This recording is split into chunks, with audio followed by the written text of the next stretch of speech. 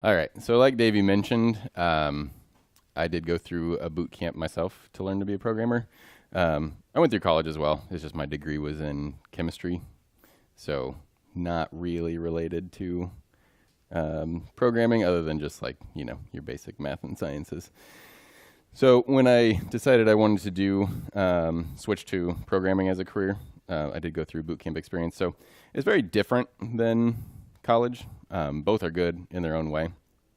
It's just the difference with a boot camp is unlike your college classes where you have lecture on probably alternating days, and then you have generally a lot of time to do your homework and study for tests, things like that. This is just going to be continuous every day, a significant amount of lecture, and then also a lot of homework to do every day. So it's important to stay up with it. It's just a very different sort of process than probably what you're used to going through school. So just want to share some things that I kind of learned going through it, and things that worked well for me, or things that I wish I had known when I started. So let's do that. Can I have a volunteer to read something? All right. Go for it. To remain valuable in our economy, therefore, you must master the art of quickly learning complicated things. Hyphen Cal Newport. Yes. Is anybody familiar? Yes. Passing out candy. All right. Anybody familiar with Cal Newport? You are? What have you read stuff from him? Or? I read a book about, like, it was a while ago about like how to balance school work and stuff. Yeah. So he's done a lot of research, particularly into what he calls deep work. So the idea being that to produce anything really of value, especially in a short amount of time, you need to basically have complete focus, isolation, and be able to concentrate on that one thing for an extended period of time. So really fits in with the model of a boot camp, and just with kind of the way that the workforce is going in general. So especially programming, things change very quickly. So if you can learn how to learn things quickly and level up your skills in that, that'll be very valuable for you in the workforce. I will say, going through a boot camp versus going through school, a boot camp is more like what your actual job would be.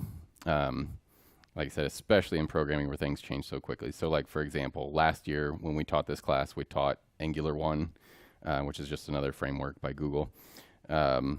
Since then, Angular 2 has come out. Now Angular 4 is out. Like, that's just in 1 year. React was definitely a thing last year as well. We debated on teaching that instead, but even there, like, we were on React Router version 3 was brand new. You'll be learning React Router 4 now. So there's all kinds of things that change very, very quickly. So learning how to master the art of quickly learning complicated things is a very good skill to have. So just some expectations about boot camps in general. Also, just want to preface this with, there will be a lot of pictures of cats in this presentation. So number one, it is a lot of hard work. And it's just focusing on that one thing continuously, pretty much. You'll learn a ton in a very short amount of time. It's pretty amazing if you haven't tried this sort of thing before, where you really are just focusing on one thing for long periods of time every day for an extended period of time, how much you can really get in even a short amount of time. The important thing to understand is, even though you will learn a lot, it might not feel like it. And there's really two reasons for that. Number one, the more you learn about programming in particular, I mean, this is true of a lot of things. The more you learn about it, the more you realize you have yet to learn. And so as you start to realize how much you still don't know, you start to value what you do know less. Like, for example, so the boot camp I went to was actually a 12-week one, so definitely a bit longer than this one. And it was in about week 9 or so where I went to my instructor and I was like, man, we're coming up on the end of this thing. I know it's going to be time for me to go out and like look for a job, and I don't feel like I know anything, and he was like, you're doing fine. To make yourself feel better, why don't you go back and look at your week 1 homework? And so I did. And then I was like, okay, I probably learned a few things. Like, that week 1 homework is super easy now. And then the other part of why you might not feel like you are making as much progress is because you're surrounded by people who are learning the same things you are and learning at the same rate. So and these are the people you'll be spending pretty much all your time with. So you don't really have a reference for how much you're learning relative to where you started because everybody is progressing along with you, and you don't realize how much more that is compared to people who are not in this class and don't know JavaScript. So just something to be aware of. As you learn more, you might feel like you actually know less, but don't worry, you are learning. So tips for success. Number one, you get out what you put in. This isn't like a traditional college class. There are no grades. We do check on your work. That's why we get all your GitHub names. We will go through and look and make sure that the work is getting done and that it seems like you're understanding the material. But it's not the kind of thing where you get like an A through F grade. It's really just more down to however much effort you put in is really going to determine the value of what you get out of this class. So push yourself to do as much of the homework as you can. A lot of times we'll assign multiple levels of homework. There's your basic requirements, and then there'll be usually multiple levels of what we call bonus credit. And the further you can get through that, the better. It's just more and more in-depth stuff, and the more you try to accomplish that, the more you'll learn. Also, if you do happen to even get done with that, there is no limit to the amount of available material. We can assign more bonus credit. You can further extend the project you're working on. There are all the documentation that's available online, other tutorials, books, all sorts of stuff you can do additionally. So really, my advice would be just focus on getting as much out of this as possible, and a lot of that comes down to how much work you're willing to put into it. Tip number 2, try to solve the problems yourself. This was a sticking area for me initially when I very first started learning programming. It's very uncomfortable in a lot of ways when you don't know a lot it's kind of a different way of thinking about problems. And so, rather than just kind of giving up after a couple minutes and running to Google or wherever, because we all know Stack Overflow is a thing, right? Definitely you can use Stack Overflow, but I would say don't run there right away. Give it some thought first and try to solve things on your own. It can be very uncomfortable, but that means your brain is growing. Another big thing is break the problems down into their smallest components. So I remember when I would be sitting in lecture for the day, I would always get this buildup of anxiety right before the end because I knew we were about to get assigned homework for the day, and you really only have just that night to do it. And then when they would assign it, it would seem like there's so much stuff that I don't know how to do in that assignment that it would be kind of overwhelming. So for instance, if it's make an application where I can input names and they show up on the page and they get styled. If you've never done any web development, that can seem kind of overwhelming. You're like, where do I even start? But if you break it down into small pieces of that, where it's like, okay, if I'm going to do this, first I need a text input. Can I put a text input on the page? Okay, I did that part. What's the next step? I need to be able to save the value that's in the text input. Can I do that part? So really just breaking it down into these little steps and don't get overwhelmed by the scope of the problem as a whole will really help you out a lot. And again, documentation is always your best friend. Tip number 3, don't stay stuck. So we're going to cover a lot of material, so don't stay stuck on any one thing for too long. A general formula I would recommend for knowing when to ask for help, so you got to kind of balance this with trying to solve the problem yourself. If you have broken the problem down into the smallest level that you can think of, and you have read the documentation, you've Googled it, and you spent probably at least 15 minutes total on it, that's probably the point where you should ask a question, whether that's a question to somebody else in the class or to us through Slack or in person.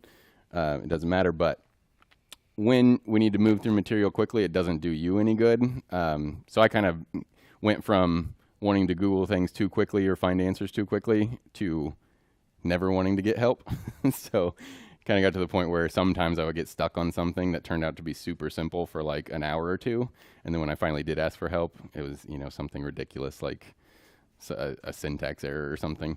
So don't stay stuck for too long. That's why just keep this kind of formula in the back of your head where don't let yourself get bogged down for like hours on the same thing. Tip number 4, and this is probably the single biggest thing that I got out of the bootcamp experience, was who here has done some like online tutorials, or I know you've all done like Codecademy stuff, right?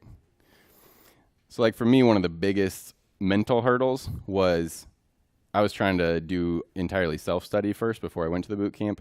And so like you're reading through these books, you're following along these tutorials, and it's just like every step the person, leading you through the tutorial is like, and then we do this, and everything is perfectly formed, and you just go from step to step, and in your mind you're like, okay, I'm not a good programmer until I just kind of know what every step is, and I can just kind of spew it out on the page fully formed. That's not what real programming is like. The tutorials are the revised versions. They've probably already built it themselves 4 or 5 times and refined it. And so that was a huge thing for me going to an actual boot camp. And, my instructor had been coding for 10, 15 years. And to see him get up in front of people and actually like code things live, and they don't always work the first time, that was like a huge thing for me where I'm like, okay, I'm not a horrible programmer if not everything I do works right off the bat. And then a big part of that too is when we screw up, and we will, pay attention to how the problems are resolved. So, because a huge part of what you'll do if you do programming professionally is just troubleshooting issues. Things don't work, and then you got to figure out why they don't work and fix them, and then move to the next time that things don't work. That's really what it is. So that involves like learning how to read error messages, troubleshooting. A big thing we'll do here that you may not be familiar with is utilizing all the developer tools. So there's a lot of developer tools built into the browser. JavaScript itself has a lot of logging options and things you can do, debugging breakpoints that you can put in. Those will be really helpful for you, and just being able to watch somebody that has done that a lot go through that process will be very informative. Tip number 5, don't compare yourself to others. So when Davey asked at the beginning, like who had experience with what sorts of web technologies, not everybody's hand goes up. Perfectly fine. Some people will have more experience in some areas than others, and so comparing yourself to them is not worth it, because we all need to learn, and we all learn at different rates. And even for people that do know, everyone finds different concepts difficult. For instance, last year when we did this, when I went to the boot camp, it actually wasn't for JavaScript. It was for Ruby on Rails. So I learned Ruby first, and Davey hired me out of there to help him with the JavaScript class. And I was like, sure, why not? A, I want to learn JavaScript, and B, once you have one language under your belt pretty well, it's not too difficult to learn a second or third one. It actually gets easier the more you learn. But one thing that's very, very different between JavaScript and Ruby is there's not a lot of asynchronous stuff that goes on in Ruby, but that's a lot of what happens in JavaScript, things that don't happen just sequentially one after the other. And they use what's called promises for those. And so I was helping him out as the TA in the first boot camp that we ran, and we're talking about promises. And I'm like, I don't get this. I've tried to read it. I don't get it. But, it's one of those things where, like, you have to believe that you will eventually get it if you keep working at it. I think that's a very big part of learning to program as well. Just believe that just because a problem's difficult, as long as you stick with it, you will eventually get it. And it took probably a week and a half of me just like reading stuff outside of class and looking at code examples and things. And I don't know why it took so long. It was just one of those things. Most things I get pretty quickly, but that was just something that took me a long time. And then one day it clicked, and now I know how to do promises, So don't compare yourself to others. They might find something easy that you find really difficult, and I guarantee at some point the reverse will happen. You'll find something very easy that they find difficult. Just focus on your own personal improvement, not comparison to other people. Oh, go ahead. So don't start feeling down because the person next to you is going faster than you think. But also remember, if somebody else is going slower than you, remember everything you know you used to not know. And if your natural inclination is to be a know-it-all, we're all very impressed. We already know, and we're all very impressed. So you can keep it to yourself